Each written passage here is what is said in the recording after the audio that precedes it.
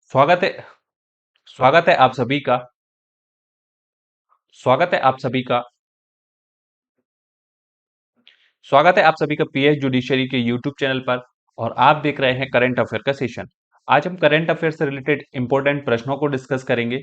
और आज के सेशन को स्टार्ट करने से पहले आपसे रिक्वेस्ट है, यदि आप चैनल पर नए हैं तो चैनल को सब्सक्राइब जरूर कर लीजिएगा, जिससे आपको कानूनी और करंट अफेयर से रिलेटेड वीडियोस देखने को मिल सके। तो स्टार्ट करते हैं आज का सेशन। आज के सेशन का पहला प्रश्न है, हाल ही में आईएनएस अरिहंत हाल ही में आईएनएस अरिहंत को भारतीय नौसेना में शामिल किया गया है। यह एक है। ऑप्शन ए है पनडुब्बी, option B missile, option C aircraft, option D घातक हथियार। ऑप्शन डी घातक हथियार। तो इसका राइट आंसर है ऑप्शन ए पनडुब्बी। देखिए, जो आईएनएस अरिहंत है, इसको अभी हाल ही में भारतीय नौसेना में शामिल किया गया है। और ये क्या है, एक न्यूक्लियर पनडुब्बी है। देखिए, न्यूक्लियर पनडुब्बी से तात्पर्य ये है कि ये जो पनडुब्बी है, यानी कि जो सबमरीन है, ये न्यूक्लियर हथियार को छोड़ने में सक्षम है, न्यूक्लियर हमला करने में सक्षम है। और ये भारत की ये दूसरी परमाणु पनडुब्बी है। और इससे पहले जो थी वो आईएनएस अरिहंत थी। और ये आईएनएस अरिहंत जो थी, उससे भी ज्यादा ताकतवर न्यूक्लियर पनडुब्बी है। और इसके साथ ही क्या है, ये पनडुब्बी देश के न्यूक्लियर ट्राइड ट्राइड को मजबूत करेगी और साथ ही साथ भारत के न्यूक्लियर डेटरेंस को बढ़ाएगी।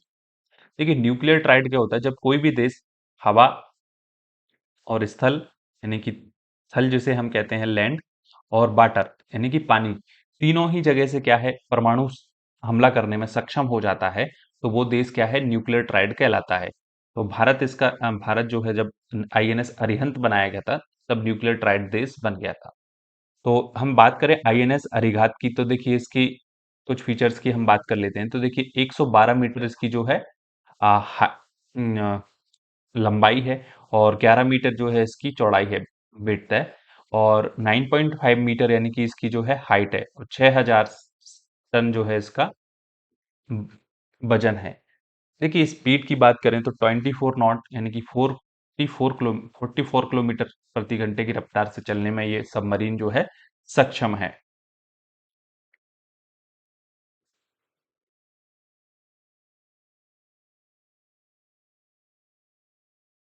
और इसमें जो है न्यूक्लियर पावर की बात करें तो 82.5 मेगावाट का pressurised light water nuclear reactor इसके अंतर्गत लगा है। और डीजल और इलेक्ट्रिक सबमरीन के मुकाबले ये जो है कई महीने तक समुद्र के भीतर रह सकती है।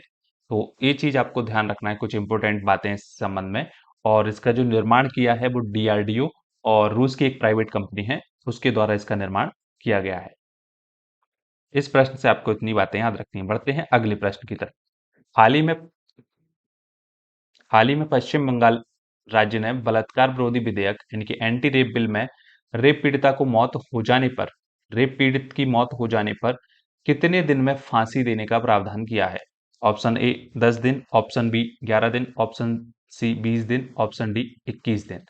तो इसका राइट आंसर है ऑप्शन ए।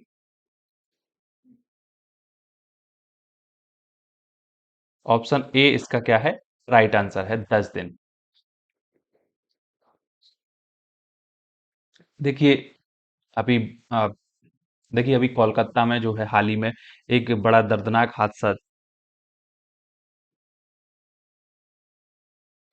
हादसा वहां शर्मसार करने वाला एक हादसा हुआ था, जिसमें एक डॉक्टर, जूनियर डॉक्टर का रेप हो गया था। तो उसके बाद देश में काफी आक्रोश सा इसके बाद जो है पूरे देश में आक्रोश उभर के सामने आया था।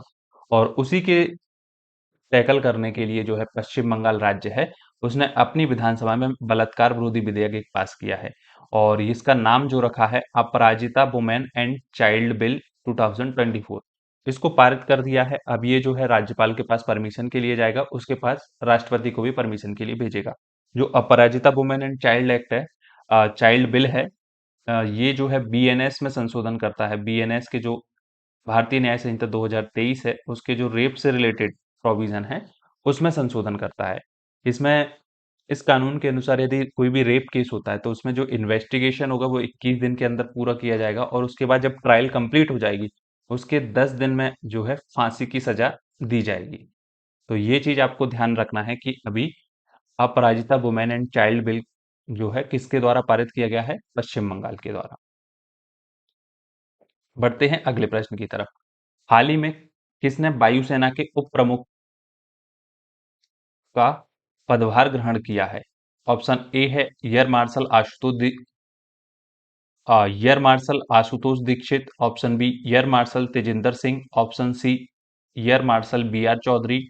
Option D air marshal Amarpreet Singh. तो इसका राइट आंसर है option B air marshal Tejinder Singh. देखिए हाल ही में वायुसेना के उप प्रमुख का पद इन्होंने ग्रहण किया है। देखिए जो एयर मार्शल तेजिंदर सिंह हैं ये पहले मेघालय में भारतीय वायुसेना के पूर्वी वायु कमान मुख्यालय में एक सीनियर स्टाफ ऑफिसर थे। और हम एयरफोर्स की हम बात करें।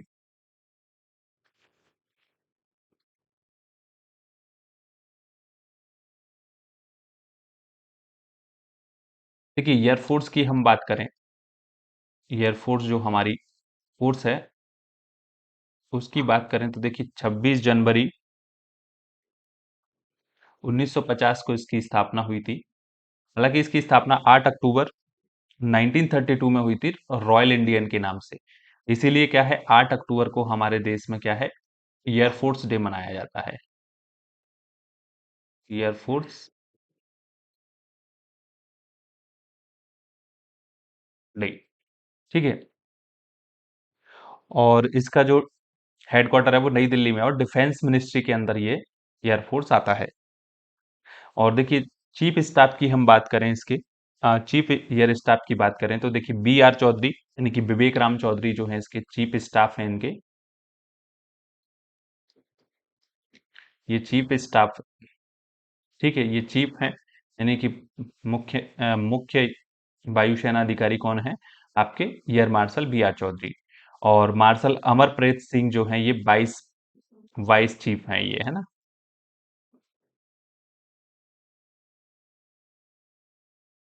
और जो सुप्रीम कमांडर होता है तीनों सेनाओं का तो वो हमारे प्रेसिडेंट होते हैं आर्टिकल 53 के अंतर्गत।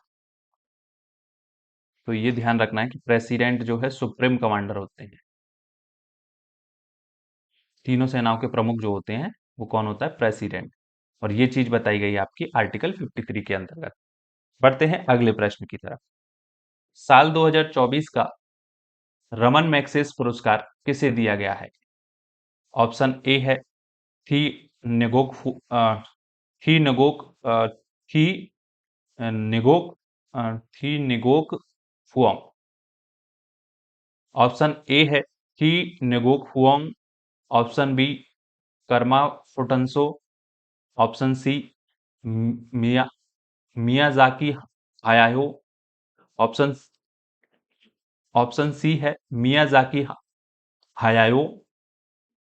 ऑप्शन डी है परविजा फरहान। ऑप्शन ई है उपरोक्त सभी। तो इसका राइट आंसर है उपरोक्त सभी। देखिए इन सभी को जो है 2024 का रमन मैग्सेस पुरस्कार मिला है। और इसमें एक ऑप्शन रह गया ये रूरल डॉक्टर्स जो है रूरल डॉक्टर्स मूवमेंट जो है आपका थाईलैंड का इसे भी जो है रमन मैग्सेस पुरस्कार दिया गया है। देखिए रमन मैग्सेस पुरस्कार की हम बात करें तो इसकी शुरुआत हुई थी 1957 में इसकी स्थापना हुई थी। स्थापना इसकी जो है 1957 में हुई थी और इसकी शुरुआत में यानी कि पहला अवार्ड जो दिया गया था वो 1958 में मिला था। ठीक है 1958 से इसकी शुरुआत हुई थी। रमन मैग्सेस पुरस्कार को देखिए एशिया का नोबेल पुरस्कार भी कहा जाता है इसको। एशिया का नोबेल पुरस्कार। एशिया का नोबेल पुरस्कार कौन से पुरस्कार को बोलते हैं? तो ये चीज भी ध्यान रखना है आपको कि जो रमन मैग्सेस पुरस्कार होता है उसे एशिया का नोबेल पुरस्कार भी कहा जाता है। देखिए भारत के जो पहले व्यक्ति थे जिन्हें मिला था ये रमन मैग्सेस पुरस्कार। भारत के पहले कौन थे ये आपको ध्यान रखना है। आपके स्टैटिक्स जीके का प्रश्न है यहाँ से ये पूछा जाता है अक्सर। तो पहले थे विनोबा भावे। इन्हें अपनी सामुदायिक सेवा के लिए इनको विनोबा क्या है, भावे। तो इन्हें आप सामुदायिक सेवा के अंतर्गत ये पुरस्कार मिला था।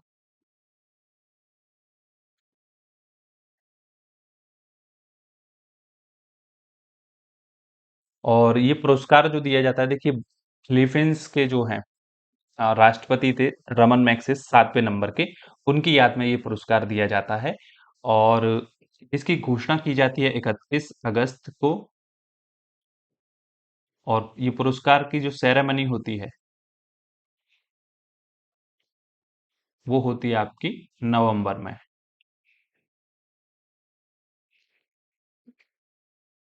ठीक है, इतनी बातें आपको ध्यान रखना है कि, और ये फिलीपींस के मनीला में, मनीला जो इस फिलीपींस की राजधानी है, वहां पर जो सेरेमनी है ये आयोजित की जाती है। तो ये ध्यान रखना है कि इन पांचों को, ये पांच लोगों को इस बार ये पुरस्कार दिया गया है, 2024 का रमन मैग्सेस अवार्ड। ये आप प्रो इमेज में देख पा रहे होंगे। तो बढ़ते हैं अगले प्रश्न की तरफ।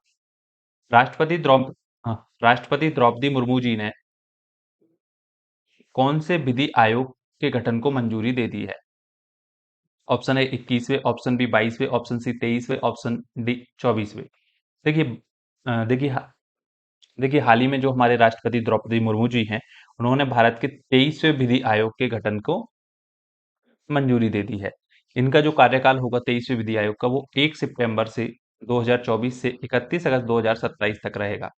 देखिए भारत में जो विधि आयोग होता है, इसका मुख्य कार्य क्या होता है कि भारत में जितने भी लॉ हैं उनकी समीक्षा करना है, साथ ही साथ जहां पर जो भी मुद्दे होते हैं कानूनी रूप से, उनकी समीक्षा करके रिकमेंडेशन जो है देनी होती हैं।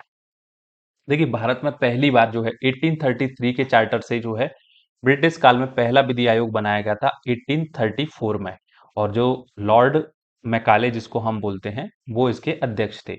और स्वतंत्रता के बाद देश में पहला विधि आयोग बनाया गया था 1955 में, जिसके अध्यक्ष थे एमसी सीतलवाड़। तो ये चीज आपको ध्यान रखना है। और जो 22वें विधि आयोग थे भारत में, जिनका कार्यकाल अभी समाप्त हो गया है, तो 22वें विधि आयोग के अध्यक्ष थे न्यायमूर्ति ऋतुराज अवस्थी। ये चीज आपको ध्यान रखनी है कि भारत में अभी कौन सा विधि आयोग का गठन किया गया है, तो 23वें विधि आयोग का गठन किया गया है। और ये पूर्णकालिक होगा। ठीक है, आई होप आपको इतनी सारी चीजें इस प्रश्न से याद रखनी है। बढ़ते हैं अगले प्रश्न की तरफ। एक एक ही पैरा ओलंपिक खेलों में दो पदक जीतने वाली भारतीय महिला ट्रैक एंड फील्ड एथलीट कौन बन गई हैं? ऑप्शन ए है Preeti Pal, option B Avani Lekhara, option C Palak Kohli, option D Prachi Yadav.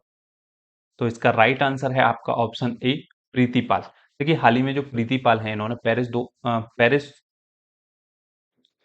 Paris para Olympic 2024 में महिलाओं के T35 श्रेणी में 100 मीटर और 200 मीटर जो रेस होती है, उस स्पर्धा में दो कांस्य पदक जीते हैं।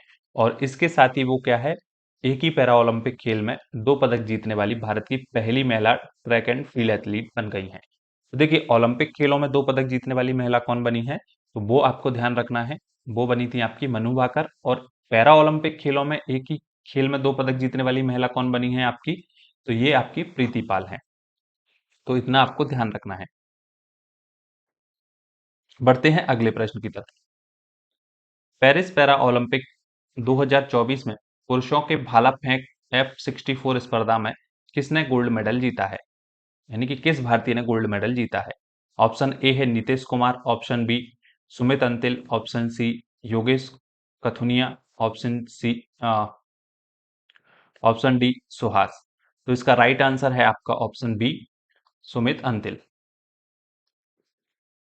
ठीक है, तो जो सुमित अंतिल हैं, इन्होंने देखिए 70.59 मीटर यानी कि 70.59 मीटर भाला फेंक कर स्वर्ण पदक जीता है। और इन्होंने अपना ही रिकॉर्ड तोड़ा है, पिछला इनका जो रिकॉर्ड था उसको तोड़कर ये मेडल जीता है। और इन्होंने फ्रांस के जो है,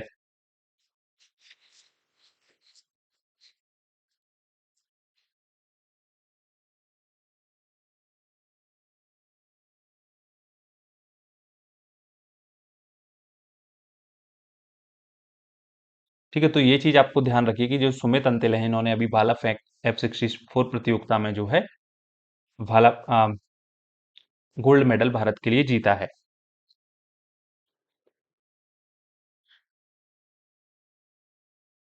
पेरिस पैरा अगला प्रश्न है, पेरिस पैरा ओलंपिक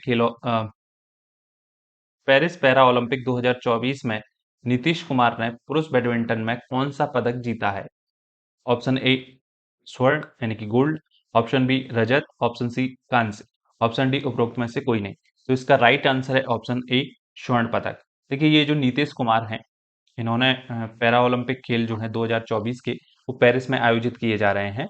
और उस खेल के अंतर्गत इन्होंने जो बैडमिंटन है उसके मेन सिंगल्स में इन्होंने S L three round SL3 round के जो फाइनल में ब्रिटेन के डेनियल वेथेल को हराकर जो है गोल्ड मेडल जो है इन्होंने जीता है। और नीतीश कुमार जो हैं गोल्ड मेडल जीतने वाले तीसरे बैडमिंटन प्लेयर बन गए हैं। इससे पहले प्रमोद भगत और कृष्णा नागर ने ये उपलब्धि हासिल की थी। देखिए पैरा ओलंपिक खेलों की हम बात करें, पैरा ओलंपिक खेलों की शुरुआत जो है 1948 में जब आ, 1948 से हुई थी, जब लंदन ओलंपिक का आयोजन किया गया था उस टाइम से हुई थी। तो इनका सिर डॉक्टर गुटमैन एक थे, डॉक्टर स्टोक गुटमैन गुटमैन इन्होंने ही क्या है पहला जो है पैरा ओलंपिक खेल की शुरुआत हुई थी। तो इन्होंने क्या है 1948 में जब 1948 में जो लंदन में ओलंपिक खेल का आयोजन किया गया था, तो उसमें व्हीलचेयर एथलीटों की पहली प्रतियोगिता आयोजित कराई थी इन्होंने। और इसमें 16 जो द्वितीय विश्व युद्ध में घायल सैनिक थे, 16 जो सैनिक घायल हो गए थे उनको व्हील चेयर पर बिठा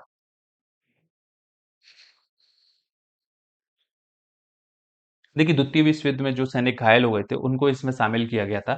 और व्हील चेयर पर जो है, और इसका नाम दिया गया था स्टोक मैडविल गेम्स के नाम से इसको लाया गया था। नाइन पहले ये क्या था, स्टोक मैडविल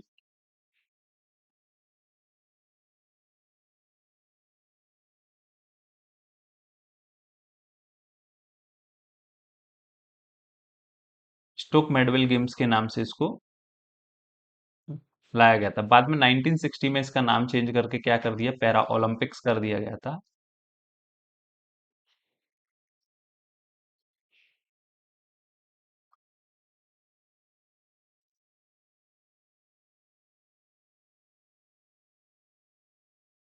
जो कि रोम इटली में जब हुआ था पहली बार, तो रोम इटली जो था उसमें इसका नाम चेंज कर दिया था, इसका नाम कर दिया था पैरा ओलंपिक। ठीक है। और ये ओलंपिक की तरह ही क्या है, प्रत्येक 4 वर्ष में आयोजन किया जाता है इस खेल का। बट 8वां भी यही है, 9वां भी यही है, पगला गए हो का यार। अगला प्रश्न है, हाल ही में राष्ट्रपति जी ने किस संस्था के नए ध्वज और प्रतीक चिन्ह का अनावरण किया है? ऑप्शन ए है एयरफोर्स, ऑप्शन बी भारत सरकार, ऑप्शन सी उच्चतम न्यायालय, ऑप्शन डी राष्ट्रीय सुरक्षा एजेंसी। तो इसका राइट आंसर है ऑप्शन सी उच्चतम न्यायालय। देखिए राष्ट्रपति द्रौपदी राष्ट्रपति द्रौपदी मुर्मू ने 1 सितंबर 2024 को नई दिल्ली में जो जिला न्यायपालिका का राष्ट्रीय सम्मेलन आयोजन किया गया था, उसके दौरान सर्वोच्च न्यायालय के ध्वज और प्रतीक चिन्ह को लॉन्च किया है, यानी कि अनावरण किया है। देखिए ये जो आप इमेज में देख पा रहे हैं, ये सुप्रीम कोर्ट का जो है नया लोगो कह सकते हैं आप इसको, प्रतीक चिन्ह कह सकते हैं। और ये ध्वज है पूरा जो आपका जो है फ्लैग है। देखिए इसका जो नेवी ब्लू कलर आप देख पा रहे हैं यहाँ पे, ये ब्लू कलर का है और इसका बैकग्राउंड। और बीच में यहाँ पे जो है कॉन्स्टिट्यूशन को दिखाया गया है ये, और उसके ऊपर सुप्रीम कोर्ट है। और यहाँ पे आपका अशोक चक्र दिखाया गया है। और ऊपर जो है इंग्लिश में सुप्रीम कोर्ट ऑफ इंडिया लिखा है और नीचे लिखा है यतो धर्मस्तु जया। देखिए सुप्रीम कोर्ट की हम बात करें तो सुप्रीम कोर्ट की स्थापना भारत में जो है आर्टिकल 124 के अधीन की जाती है। और सुप्रीम कोर्ट में एक चीफ जस्टिस होता है, प्लस 33 जो है अन्य जजेस होते हैं।